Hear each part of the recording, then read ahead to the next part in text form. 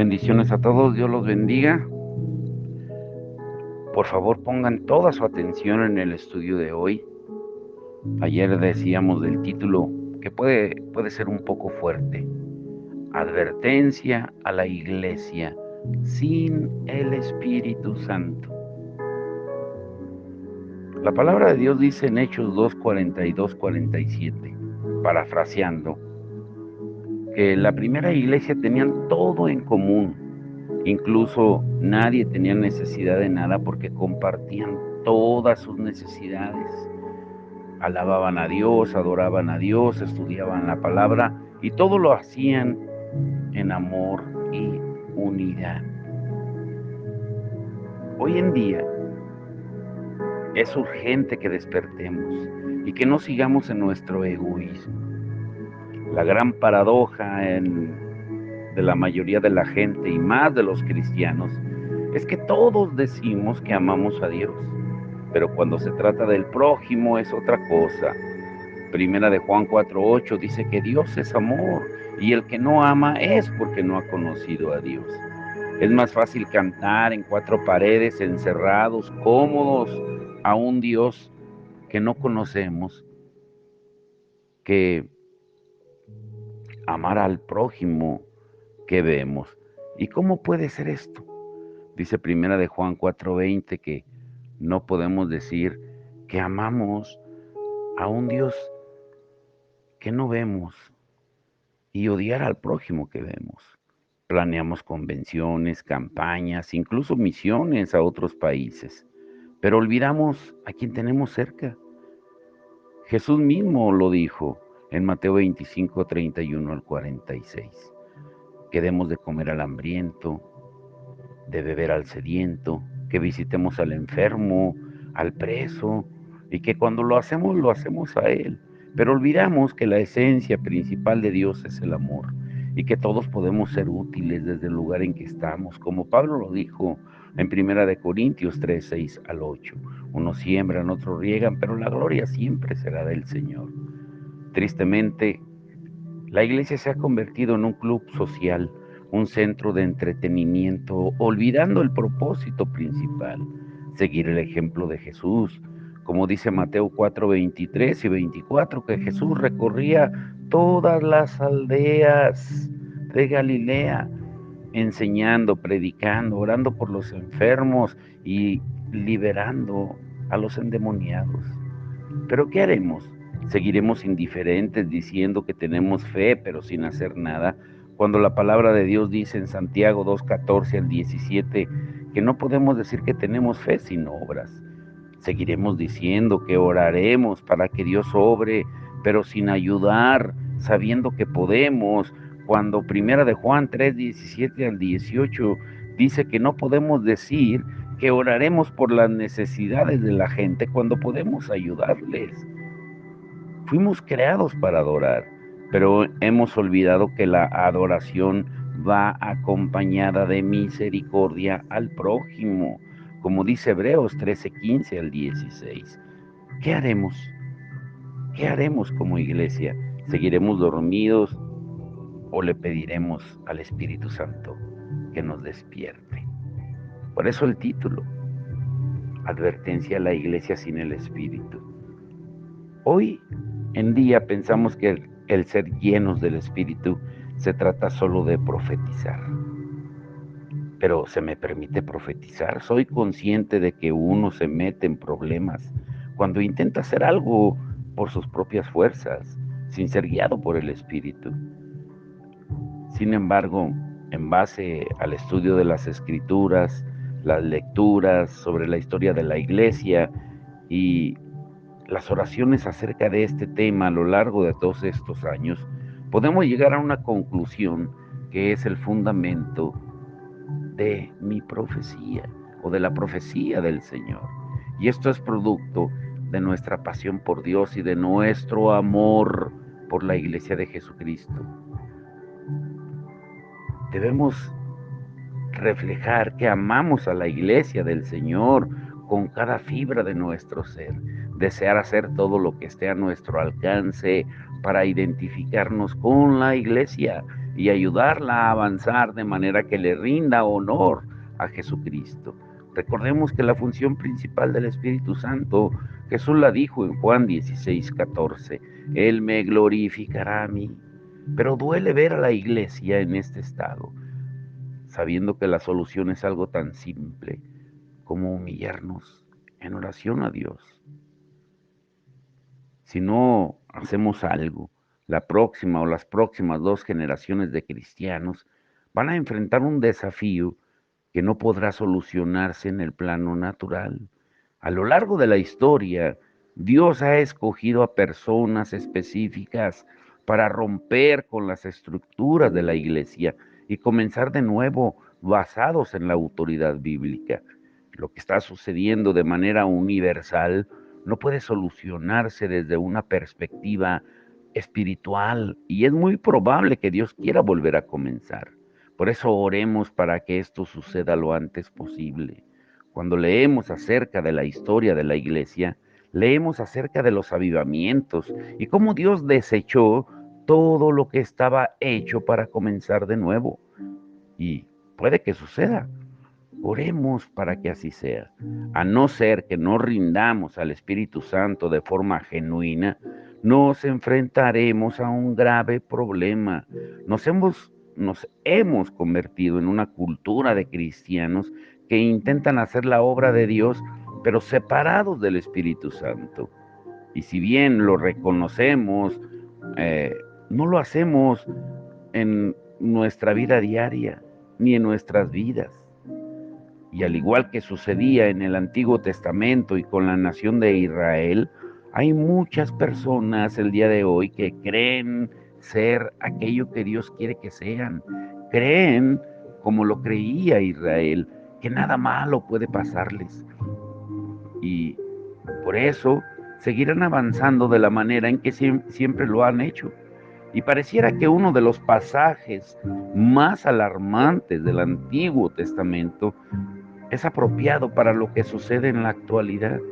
David escribió en el Salmo 106, verso 13 al 15, bien pronto olvidaron sus obras, no esperaron su consejo, se entregaron a un deseo desordenado en el desierto y tentaron a Dios en la soledad, y Él les dio lo que pidieron, mas envió mortandad sobre ellos. De que tú y yo podamos tener lo que deseamos, no significa que lo que tenemos es lo que Dios desea que tengamos. La frase alarmante aquí es envió mortandad sobre ellos. Ahora, la pregunta, ¿se podrá utilizar esa frase para describir a muchas de las iglesias evangélicas de nuestro país en la actualidad? Tenemos todo lo que queremos, pero hay una flaqueza en nuestra alma con la que no podemos o no queremos lidiar. Y en la mayoría de los casos, muchos cristianos están satisfechos con su status quo y creen que lo que tienen es provisto por Dios. Y ese espíritu de satisfacción es la ruina de la iglesia en la actualidad. Cuando leemos la historia de la iglesia y el libro de los Hechos, nos damos cuenta que ellos nunca tuvieron satisfacción espiritual. O sea, tenían hambre insaciable de Dios. La sed que tenían por Dios los hacía avanzar. Tenían un descontento inspirado en la divinidad que solo Dios podía satisfacer. Pero tristemente tenemos un problema. Como decíamos al principio, la paradoja del cristianismo, decir que amamos a Dios e ignorar al prójimo, porque tenemos el problema de la satisfacción número uno. Desde el púlpito se nos enseña que debemos estar satisfechos y que debemos ser prósperos y exitosos. Sermones y libros enteros se enfocan en el estar satisfecho y contento, el ser próspero, exitoso. Mientras seas salvo, vas camino al cielo, así que relájate y disfruta del viaje. Salvo, siempre salvo. Eso dicen, pero la Biblia enseña estas cosas? Alguien una vez dijo que temía que hubiéramos hecho que la iglesia fuera para nosotros en lugar de ser para Cristo. La única manera de entrar a la verdadera iglesia es por la puerta, y esa puerta es Jesucristo. Y una vez que estamos dentro, todo es para Dios. La transformación que se produce en nuestra conversión nos prepara para entrar a la presencia de Dios. A Dios le interesa más llevarnos a su mundo que involucrarse en el nuestro. Ahora, yo entiendo que podría ser demasiado pedirle hoy a los cristianos que estudien la historia, que lean acerca de la iglesia en sus días de gloria y acerca de los hombres y mujeres que guiaron a la iglesia por un camino de victoria y honor. Sin embargo, resulta imperativo que leamos acerca de nuestro pasado y lo conozcamos. Si no comprendemos nuestro pasado, no seremos nunca capaces de comprender nuestro futuro. Aquello que Dios hizo en el pasado es lo mismo que hará hoy por nosotros, porque dice Hebreos 13:8, Jesucristo es el mismo ayer y hoy y por los siglos. Si no sé lo que Él ya ha hecho, ¿cómo podré tener fe en lo que Él hará por mí hoy? Necesitamos saber cuál es nuestro origen, necesitamos conocer nuestra herencia y necesitamos conocer el mensaje dirigido a nosotros en los días de los apóstoles. Aquel mensaje no ha cambiado y el trabajo del profeta es sacudir la prisión espiritual y despertar a aquellos cristianos que están adormecidos, llamándolos fuera para que comprendan el peligro que estamos enfrentando en estos días. Pero hemos llegado al punto de estar satisfechos, cómodos. Estamos satisfechos donde estamos, satisfechos con lo que poseemos y no tenemos expectativas reales de lo que el futuro nos depara. Es por esta razón que esta generación de creyentes y las que vendrán se enfrentan a un peligro severo e inmortal. Ahora, punto número 2, escucha bien. La obra del Espíritu Santo nada tiene que ver con números. Te lo diré de nuevo. La obra del Espíritu Santo nada tiene que ver con números. La flaqueza de corazón se ve en todos lados. Las personas están satisfechas con lo que tienen y muchos predicadores están satisfechos con números, porque todo el enfoque está puesto en cuántos miembros tenemos en nuestras iglesias y cuánto dinero se recaudó en la ofrenda. Hemos llegado al punto de alabar números. El Antiguo Testamento está repleto de historias de cómo Dios obraba contrariamente a los números. Por ejemplo, los 300 hombres de Gedeón son un buen ejemplo de lo que estamos diciendo en Jueces 7 del 7 al 8. Dios no obra de acuerdo con los límites de nuestras fuerzas. Dios obra de acuerdo con su carácter, su naturaleza y su poder. Y si solo vemos a Dios obrar dentro de nuestras estructuras, entonces nunca lo veremos obrar. Lean el capítulo de Jueces, el capítulo 7 y el capítulo 8. Hemos llegado al punto de adorar números, métodos y programas en vano. Podemos tener grandes cantidades, pero ¿está el Espíritu Santo en medio de nosotros? ¿Dónde está el poder de su unción en nuestros servicios en la actualidad? Tenemos una generación de imitadores.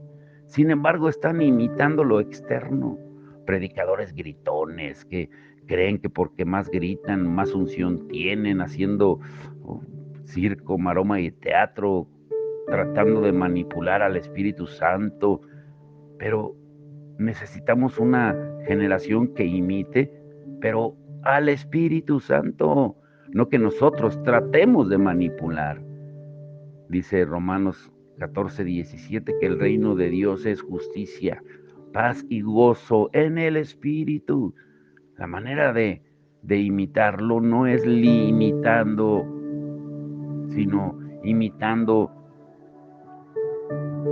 lo que Él es, rindiendo nuestro ser al Espíritu Santo. Podemos estudiar todo lo que queramos, pero va a llegar el momento en que nuestra educación no va a bastar para lograr cambios para la causa de Cristo. Será el Espíritu Santo obrando en ti y a través de ti y de mí, pero estamos dispuestos a hacer cualquier cosa con tal de que el Espíritu Santo nos use de manera incondicional. El desafío de esta generación es que dejemos de jugar a la religión y tomemos el hecho de que somos la iglesia de Cristo, tan en serio como lo hicieron nuestros antecesores. Nuestro manual es el libro de los Hechos. No debemos conformarnos con menos. La investidura del Espíritu Santo en sus vidas hace que podamos caminar en su poder y alcanzar sus metas, no las nuestras. En el Nuevo Testamento, Santiago nos recuerda que a Dios no le interesan los números. Él escribe en Santiago 5:16, la oración eficaz del justo puede mucho. Lo único que necesitamos para salir victoriosos es a Dios de nuestro lado. Debemos saber que Dios jamás comprometerá su carácter o su naturaleza por ninguna persona o situación. Debemos tener hambre de Dios. Si queremos ser la iglesia que Dios pueda bendecir y usar en esta generación, necesitamos estar tan saturados del Espíritu Santo que todo nuestro ser irradie del Espíritu de Dios para que el mundo a nuestro alrededor pueda verlo. Dios se moverá nuevamente, yo estoy seguro de eso. La historia declara esa verdad una y otra vez. Pero el problema es que hay muy poca gente preparada para un mover de Dios en sus vidas. Y Dios es triste esto y lamentable, pero ignorará a muchas de las iglesias evangélicas que existen hoy en día. Tienen lo que quieren, están satisfechos con lo que tienen y en sus programas no hay lugar para que el Espíritu Santo obre a su manera. Dios elegirá a algunos pocos alrededor del mundo, pero ignorará a aquellos que se encuentren satisfechos con lo que tienen. Si tú y yo no deseamos estar entre aquellos insatisfechos con el statu quo y tener un hambre tan profunda por las cosas de Dios que nada más pueda satisfacerlo excepto Él, pues nos estamos equivocando. Y esto puede comenzar en la iglesia actual. Recordemos que la palabra dice que el juicio empieza en la casa. Y estoy seguro de que no podrá comenzar o puede comenzar, mejor dicho, en la mayoría de las denominaciones. Tenemos que ser las personas que tengan hambre y sed de Dios. No te preocupes por las cosas de este mundo. Y como dice Hebreos 12:2, pongamos la mirada en Jesús, el iniciador y perfeccionador de nuestra fe. Ahora, ¿qué sucede cuando tomamos conciencia del Espíritu Santo? Escucha, esto es lo importante de hoy. Salmo 11:3 dice, cuando los fundamentos son destruidos, ¿qué le queda al justo? Es cierto que la iglesia de hoy está frente a un gran desafío para poder salir victoriosa. Necesitamos volver a examinar nuestros cimientos para saber qué podemos hacer. Necesitamos conocerlos y luego podemos comenzar a construir. Si no conocemos nuestros cimientos, no podemos construir sobre ellos y eso garantiza el fracaso. Ahora,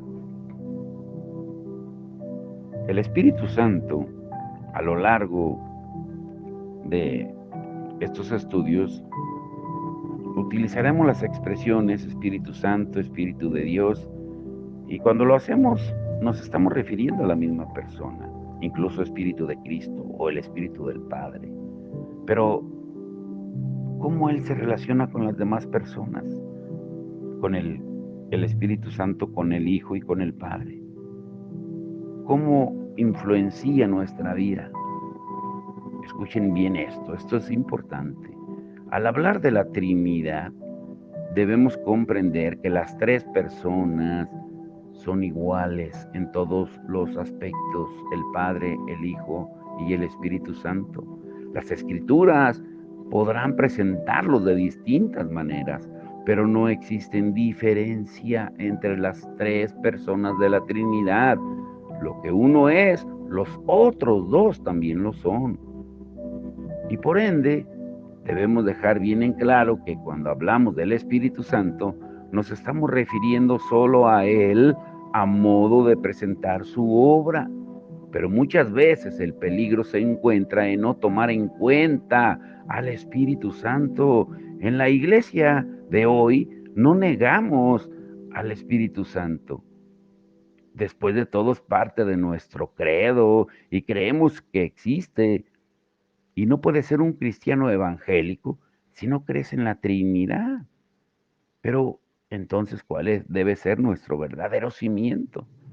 No estamos cuestionando nuestras creencias, sino más bien el lugar que le damos al Espíritu Santo en nuestras iglesias, en nuestras vidas, en nuestros ministerios. ¿Dónde encaja Él? ¿Es realmente el cimiento de nuestras vidas y ministerios? ¿O hemos caído en el triste hecho de reemplazarlo por algo inferior que no es siquiera digno de ser comparado con el Espíritu Santo? Algo que me impacta mucho a mí acerca del Espíritu Santo en los inicios de la iglesia, en el libro de los Hechos, es que el primer juicio en Hechos 5 al 11 fue por mentir al Espíritu Santo. Pero hoy en día en la iglesia, y lo digo y me duele decirlo, pero debemos reconocerlo, lo que más prolifera es la mentira. Mentimos con una facilidad. Híjole, y no nos damos cuenta que esa fue la principal causa de por qué el Espíritu Santo envió juicio en Hechos 5 del 1 al 11 con Ananías y Zafira, aquel matrimonio que le mintió y le mintió acerca de una ofrenda. Pero a pesar de que tenemos conocimientos teológicos, sabemos muy poco acerca de su función. Somos muy cuidadosos en mencionar la verdad de que necesitamos tener una experiencia con el Espíritu Santo, pero ¿de verdad la buscamos? Debemos hacer eso algo personal en nuestra vida cotidiana. Una cosa es creer en Dios y otra muy distinta es creerle a Dios. Una cosa es creer en el Espíritu Santo y otra cosa muy distinta es creer que al Espíritu Santo se le puede experimentar de manera personal. Y no solo de manera personal, sino que la iglesia puede experimentarlo. Cuando digo iglesia me refiero a cada uno de nosotros. Pero ¿dónde encaja el Espíritu Santo en los servicios de hoy?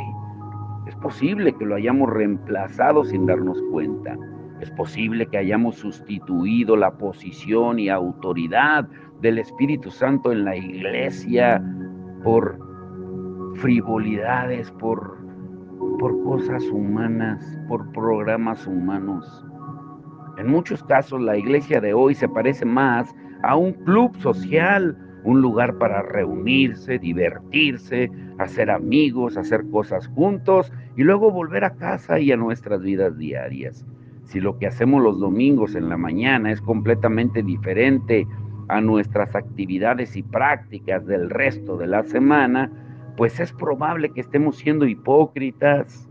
¿Cómo podemos ser de una manera un día y ser lo opuesto al día siguiente? Por eso decíamos al principio de este estudio, la gran paradoja es que decimos que amamos a Dios el domingo, pero ignoramos al prójimo en la semana. Si el Espíritu Santo es el cimiento en el que estoy construyendo mi vida, pues entonces todo en mí tiene que comenzar a parecerse al Espíritu Santo. Si pensamos en la iglesia actual, ¿dónde podemos encontrar las características santas que predominan en la persona del Espíritu Santo.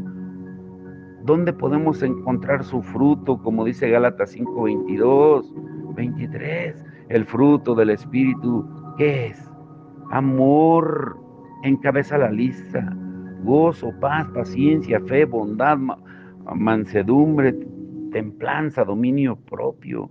Pero tristemente, te quiero dejar con esto, el mundo ha entrado en la iglesia y molesta que la iglesia evangélica introduzca aspectos del mundo que son totalmente contrarios al Espíritu Santo. Todo aquello que está de última moda en el mundo encuentra rápidamente una forma de introducirse en la iglesia. Y yo me pregunto, ¿qué pensará nuestro Señor, quien sufrió en la cruz por nosotros, de la frivolidad que se ha instalado en nuestras iglesias? Miramos al mundo solamente para validar lo que hacemos. Y puede que parezca muy crítico, pero se parece mucho a las cosas del mundo. Lo que hacemos hoy en la iglesia no encaja. Es imposible que la iglesia adquiera las actitudes y los programas del mundo, lo sé, y que se siga llamando a sí mismo iglesia del Señor Jesucristo. Soy consciente de la presión muchas veces que se ejerce para ganar almas nuevas y llenar nuestra iglesia. Miramos al mundo para ver cómo hacen para llenar estadios, salas de conciertos, teatros, e intentamos adaptar sus métodos para alcanzar nuestros objetivos. Pero déjame decirte algo, el mundo y la iglesia no son compatibles. Y luego, cuando al fin logramos que las personas vengan a la iglesia utilizando los métodos del mundo, pues vamos a necesitar continuar usando los métodos, las metodologías del mundo para hacer que se queden en la iglesia. La iglesia que tiene las estructuras más modernas es la que tiene mayor cantidad de gente, y lo vemos porque hemos entrenado a esta generación de creyentes para que sigan programas en lugar de seguir a Cristo. Las personas ya no vienen a la iglesia porque Jesucristo es glorificado. Vienen porque ahí estarán entretenidas y se sentirán bien con ellos mismos. Esta generación se ha vuelto adicta al entretenimiento y ese virus espiritual se ha filtrado en la iglesia. Si la única manera de ganar almas es entreteniéndolas, pues la única manera de retener a las personas es continuar haciéndolo con los recursos modernos y populares del mundo. Tenemos que comprender que no se pueden utilizar las metodologías del mundo para alcanzar las metas de Dios. Necesitamos darle la espalda al mundo de una vez y para siempre. No somos del mundo y por ese motivo necesitamos dejarlo atrás y concentrarnos en el Señor Jesucristo. El Espíritu Santo siempre se enfocará en Cristo. Todo aquello que no tenga puesto su enfoque en Cristo no es obra del Espíritu Santo. Él no puede usar las metodologías del mundo que son contrarias a su naturaleza y su carácter santos. El Espíritu Santo es Dios y Dios jamás comprometerá su carácter o su naturaleza por ninguna persona o situación. Cuanto más conozcamos al Espíritu Santo, más vamos a comprender qué cosas no quiere en nuestra vida y en la vida de la iglesia. Y te quiero dejar con esto. Ay, ay, ay. Debido a que el Espíritu Santo ya no predomina en nuestras reuniones, buscamos maneras de compensarlo. Pero debemos buscar maneras de someternos por completo a Él y permitirle moverse en medio de nosotros como a Él le plazca. Algunas iglesias están tan alejadas de la mano de Dios que si el Espíritu Santo se retira, ni cuenta se darían hasta los meses.